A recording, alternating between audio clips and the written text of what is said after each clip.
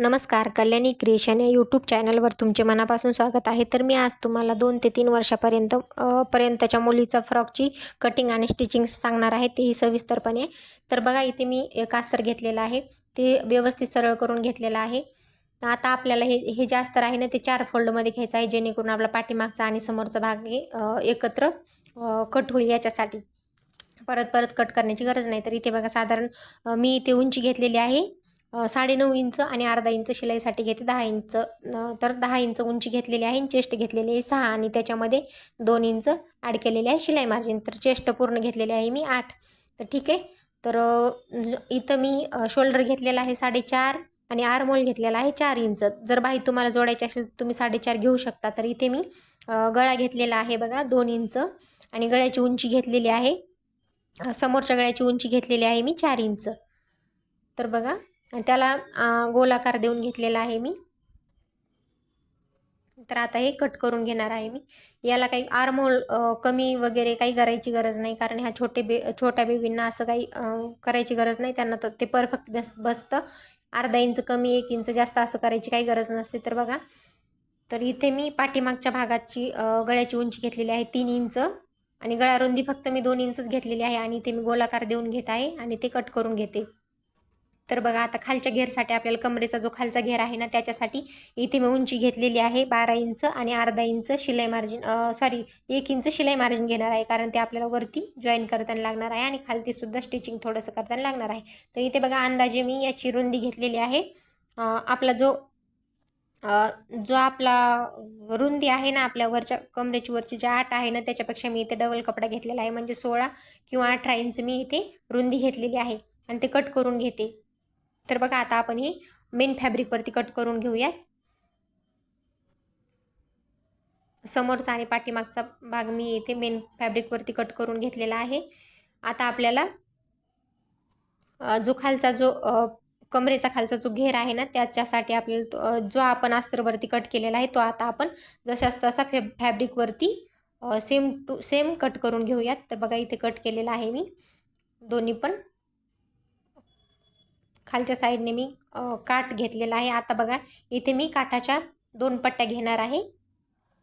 तर ते साधारणपणे त्या घ्यायच्या आहेत आपल्याला जी आपण समोरची कमरेपर्यंत जी उंची घेतलेली आहे ना, त्याच्यापेक्षा आपल्याला जास्त घ्यायचं आहे, कारण ते पाठीमागून सुद्धा आपल्याला लावायचं आहे आणि समोरून सुद्धा लावायचं आहे. तर मी साधारण इथे घेतलेलं आहे 9.5 तर 18 20 इंचापर्यंत मी ही पट्टी घेतलेली आहे. आता आपल्याला सिंपल पट्ट्यासुद्धा काढून घ्यायच्या आहेत, कारण त्या फ्रिल तयार करण्यासाठी घ्यायच्या आहेत.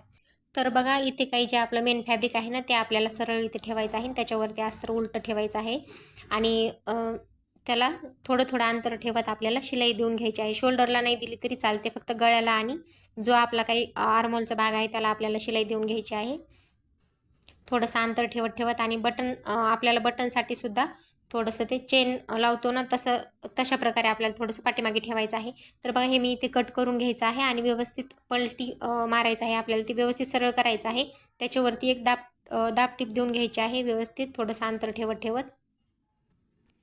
तर बघा, इथे मी थोडंसं अंतर ठेवत इथे एक दाब टीप मारून घेतलेली आहे आणि आता आपला जो आर्महोलचा शेप आहे ना, त्याला सुद्धा द्यायचे आहे, कारण आपल्याला परत पट्टी लावून त्याला जोडायची गरज नाही आहे. त्याच्यासाठी इथे डायरेक्टली उलटं करायचं आहे आणि डायरेक्टली दाब टीप देऊन घ्यायची आहे. आता बघा, खालचा अस्तरसुद्धा इकडे तिकडे होऊ नये म्हणून त्यालासुद्धा मी एक शिलाई मारून घेतलेली आहे. तर आपला पाठीमागचा भाग इथे रेडी झालेला आहे. आता समोरच्या भागाला सुद्धा सेम तसंच करायचं आहे. जे काय आपलं मेन फॅब्रिक आहे त्याच्यावरती आपला अस्तर ठेवायचा आहे आणि दोन्ही साईडने शिलाई मारून घ्यायच्या आहेत, आर्महोल आणि आपला जो गळ्याचा भाग आहे ना त्याला, कारण ते आपल्याला शोल्डरला मारायचं नाही, कारण ते आपल्याला जेव्हा आपण उलटं करतो ना, सरळ करतो ना, तर ते आपल्याला इझी जातं. त्याच्यासाठी आपल्याला शोल्डरला मारायची नाही आहे. तर बघा, इथे मी आर्महोलला सुद्धा मारून घेतलेली आहे. आता हे एक्स्ट्राचा जो कपडा आहे ना, तो कट करून घ्यायचा आहे आणि त्याला छोटे छोटे कट्स द्यायचे आहेत. गळ्याच्या ठिकाणी आणि आर्महोलच्या ठिकाणी छोटे छोटे कट्स द्यायचे आहेत, कारण ते ना व्यवस्थित आपलं पलटी होतं, जेणेकरून आपल्याला चुन्या वगैरे येत नाहीत, व्यवस्थित पलटी होतं आणि दाब टीपसुद्धा आपल्याला व्यवस्थित देता येते याच्यासाठी. तर बघा, इथे सुद्धा मी थोडंसं अंतर ठेवत गळ्याला आणि आर्महोलला एक दाब टीप देऊन दिलेली आहे. तर बघा, आता तर हा झाला आपला समोरचा आणि पाठीमागचा भाग रेडी झालेला आहे.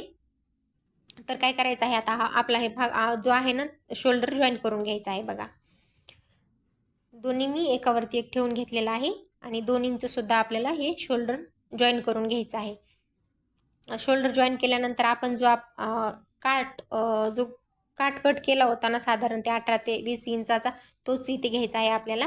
जिथपर्यंत आपली कमराची खालची उंची आहे का तिथून आपल्याला तो स्टिच करत करत पूर्ण तो शेवटपर्यंत कमरेच्या तो लावून घ्यायचा आहे. बघा जसं मी दाखवलं आहे तसं. तर आता हा सरळ करून आपल्याला त्याच्यावरती एक टिप मारून घ्यायची आहे. बघू शकता तुम्ही त्याच्यावरती उलट केलेला आहे आपण तो काठ आणि शिलाई मारलेली आहे. नंतर तो सरळ केलेला आहे आणि त्याच्यावरती एक दाब टीप मारलेली आहे. तर बघा आता जो काय आपण एक्स्ट्रा कपडा काढला होता ना फ्रिलसाठी तर त्याची मी इथे एक फ्रिल तयार करून घेत आहे. आपल्याला इथे मोठ्या मोठ्या पट्ट्या टाकत मोठ्या मोठ्या प्लेट्स टाकायच्या आहेत, जेणेकरून आपली फ्रिल ही व्यवस्थित येईल. साधारणपणे 5 ते 6 इंचाचा इथे मी कपडा यूज केलेला आहे रुंदीला आणि उंची घेतलेली आहे. जी आपण पट्टी घेतली होती ना काटाची त्याच्यापेक्षा दुप्पट घेतलेला आहे, कारण आपल्याला इथे फ्रिल तयार करायची होती. तर मी इथे बघा फ्रिल तयार केलेली आहे आणि जी काय आपली फ्रिल आहे ना ती काठाच्या खाली खाली टाकायची आहे आणि त्याच्यावरती आपला हा जो काट आहे ना एका साईडने राहिलेला तो ठेवायचा आहे आणि त्याला एक दाब टीप देऊन घ्यायची आहे, जेणेकरून आपल्या फ्रॉकची फिनिशिंग ही व्यवस्थित दिसेल. तुम्ही त्याला फ्रिल लावल्यानंतर तुम्ही त्याला लेससुद्धा यूज करू शकता. तुमच्या आवडीनुसार तुम्ही लेससुद्धा लावू शकता. इथे मी लेस लावलेली नाही तरीसुद्धा याची फिनिशिंग एवढी सुंदर दिसत आहे. तर बघा अशा प्रकारे मी एक इथे टीप मारून घेतली आहे. दुसऱ्या साईडने सुद्धा आपल्याला सेम तसंच करायचं आहे. बघा पट्टी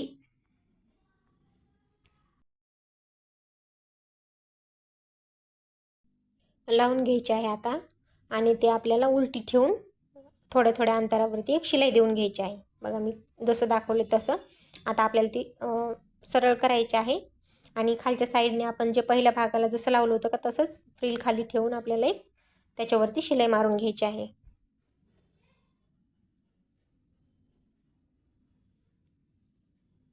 तर बघा जो काही एक्स्ट्राचा खालचा कपडा आहे ते मी कट करून घेते. आता बघा आपल्याला जो खालचा कमरेच्या खालचा जो घेर आहे ना तोच इथे जोडून घ्यायचा आहे. तर जे आपण खाली कपडा कट केला होता ना तेच आता काय करायचं आहे, सरळ बाजू ठेवायची आहे, त्याच्यावरती अस्तर आपल्याला जॉईन करायचं आहे. थोडं थोडं अंतर ठेवत आपल्याला ते पाव इंचाचं मार्जिन ठेवत आपल्याला ते जॉईन करून घ्यायचं आहे. आता हे आपल्याला सरळ करून घ्यायचं आहे आणि त्याच्यावरती एक टीप देऊन घ्यायची आहे, थोडंसं अंतर ठेवत.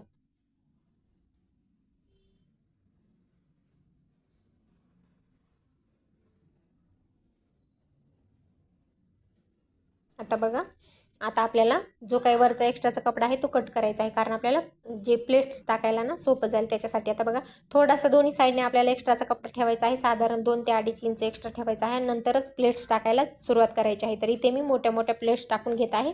तुम्हीसुद्धा इथे मोठ्या मोठ्या किंवा तुमच्या आवडीनुसार टाकू शकता. तर मी अशा प्रकारे इथे प्लेट्स टाकत होते. एवढं लक्ष ठेवायचं की दोन्ही साईडने आपल्याला एक्स्ट्राचं ठेवायचं आहे. तर बघा इथे मी फ्रॉकसाठी बंद तयार करून घेत आहे.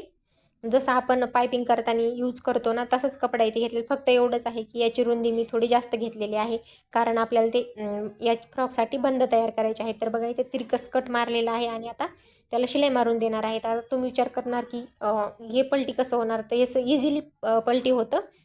पेन्सिलने सहज इझिली पलटी होतं ते, कारण ते आपलं मोठं असतं, पायपिंगचं खूप छोटं असतं. याच्यासाठी ते आपल्याला ओपन ठेवावं लागतं, कारण हे मी बंद केलेलं आहे. हे पेन्सिलने सुद्धा आपल्याला इझिली निघून जातं. बघा तर अशा प्रकारे मी इथे काढून घेते ते. तर बघा दुसरा बंदसुद्धा मी इथे तयार करून घेते. जसे रेडीमेडला बंद येतात ना तशाच प्रकारचे मी इथे बंद तयार करून घेतलेले आहेत. आता याला आपल्याला काय करायचं आहे, प्रेस करून घ्यायचं आहे. बघा मी थोडंसं प्रेस केले, याचा लुक किती सुंदर दिसत होता, रेडीमेडसारखाच दिसत होता. हवं तर तुम्ही दोरीसुद्धा लावू शकता.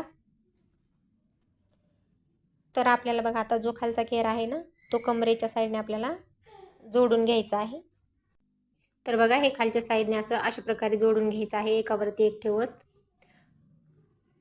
स्टिच करताना एवढी काळजी घ्यायची आहे की जे आपलं जे काही फ्रिलचं जे रेषा असते किंवा स्टिचिंग केलेलं जे असतं ना ते वरती फ्रॉकवरती दिसायला नको, नाहीतर आपली फिनिशिंगसुद्धा बिघडेल. याच्यासाठी जे आपण फ्रिल तयार करताना टीप मारलेली आहे ना त्याच्या साईडनेच आपल्याला दुसरी टीप मारून घ्यायची आहे, म्हणजे त्याच्या खालीच घ्यायची आहे. त्याच्या जर वरती टीप मारली तर ते समोरून टीप लगेच ओळखू येईल. याच्यासाठी आपल्याला जी फ्रिलसाठी आपण जी टीप मारलेली होती ना त्याच्या खालीच टीप मारून घ्यायची आहे आणि जे एक्स्ट्राच आहे ते इथे कट करायचं आहे. तर बघा इथे मी सरळ करून घेतलेला आहे.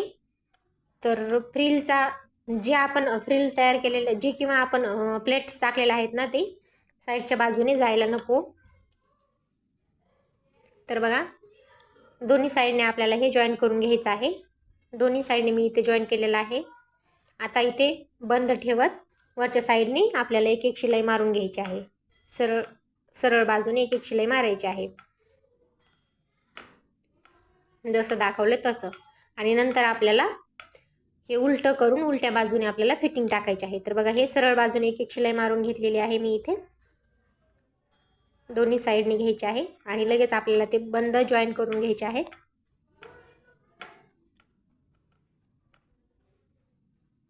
आता हे उलटं करून घ्यायचं आहे आपल्याला आणि जी काय आपली फ्रॉकची फिटिंग आहे ती टाकून घ्यायची आहे. आणि फिटिंग करताना लक्ष ठेवायचं आहे जे काय आपण लावलेलं आहे ना ते मध्ये यायला नको, फिटिंगमध्ये जायला नको.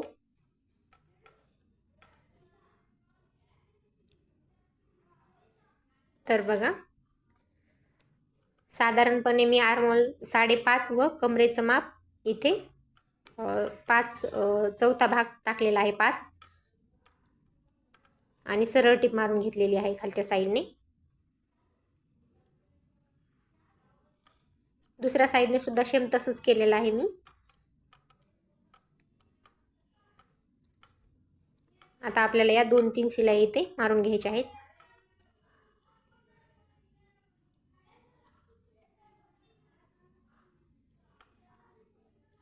तर बघा असं काय आपला फ्रॉक हा इथे तयार झालेला होता. आता याच्यासाठी मी पाठीमागे जो काय आहे ना त्याला इथे मी एक बटन लावून घेणार आहे आणि ते सुईनेच जोडून घेणार आहे. तर बघा इथे सुईनेच मी लावून घेतलेलं आहे. आता आपल्याला जे छोटं इलॅस्टिक असतं ना ते मी इथे लावलेलं आहे. तुम्ही दोरीसुद्धा लावू शकता, पण दोरीपेक्षा मला वाटतं की इलॅस्टिक हे थोडं बरं राहील. तर इथे बघा मी छोटंसं इलॅस्टिक इथे स्टिच करून घेतलेलं आहे. परफेक्ट असं बटनमध्ये व्यवस्थित लागलेलं आहे आणि फायनली आपल्या फ्रॉकचा लुक असा होता. चला तर व्हिडिओ आवडला असेल तर नक्कीच लाईक करा आणि आपल्या चॅनलला सबस्क्राईब करा. भेटूया पुढच्या व्हिडिओमध्ये.